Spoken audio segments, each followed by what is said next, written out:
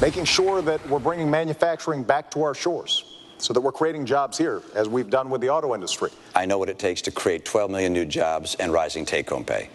And what we've seen over the last 4 years is something I don't want to see over the next 4 years. Did that sound like a debate on foreign policy to you?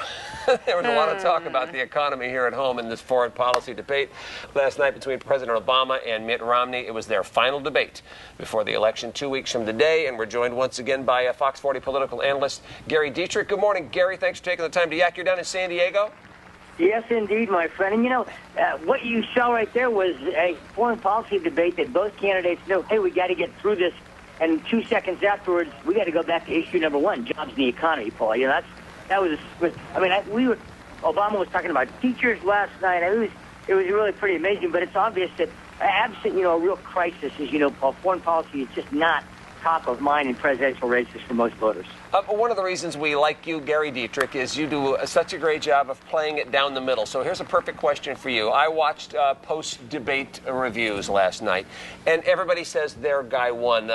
When President Obama delivered quite a smackdown about to Mitt Romney about ships in the Navy, Democrats said, boy, that was just so awesome. He really gave it to him. And Republicans said, oh, he came off as not presidential and snippy. Try to give me a down-the-middle version of who won last night. Well, I think both guys really made their points that they needed to make, Paul, and both scored some hits. I mean, Romney's deal, the biggest indictment he had about the president is when he ticked off 6 or 7 places around the world of continuing instability that he said demonstrated the administration's weakness.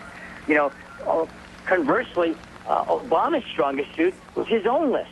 When he said, look at all these flip-flops on Romney-Ryan foreign policy. So they both made their points. I'll tell you one thing I thought was interesting, Paul, was that it wasn't Afghanistan, it wasn't Iraq. The real central focus last night was on Iran.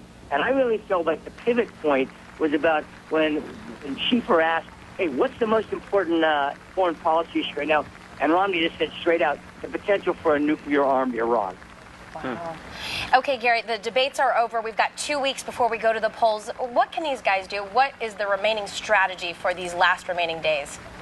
The strategy, Bethany, is pretty simple. They're going to carve up these last 12 or 13 states, and they are going to watch these things like a hawk. There's already some talk that North Carolina, both camps may believe, is already heading towards Romney. So it's just sort of you're going down the checklist. Where are we going to put our resources? It's going to be Florida, Ohio, Nevada, Colorado, some of these places, Virginia, and we're down, guys. I mean, I'm seeing some things in the last couple of days I've never seen. Like people even talking about the possibility of an electoral college tie. This is how tight this thing has become. So it's resource allocation, Bethany, in absolutely the most strategic zones. Which means they won't be anywhere near California, Gary Dietrich, of course. It's always great to talk to you. We'll be chatting with you lots as the election draws closer. Thanks for your help, sir. And, yeah, we appreciate your expertise.